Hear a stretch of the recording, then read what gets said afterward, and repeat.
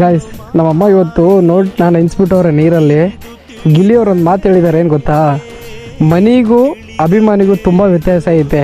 ಮನಿ ಇವತ್ತಿರುತ್ತೆ, ನಾಳೆ ಹೋಗುತ್ತೆ. ಆದರೆ ಅಭಿಮಾನಿ ಒಂದ್ಸತಿ ಬಂದರೆ ಅವ್ರ ಸಾಯೋವರೆಗೂ ಇರುತ್ತೆ. ಯಾವತ್ತಿದ್ರೂ ನಾವು ನಮ್ಮ ಬಾಸ್ನಾಗಲಿ ಗಿಲ್ಲಿನಾಗಲಿ ಯಾವತ್ತೂ ಬಿಟ್ಕೊಡಲ್ಲ.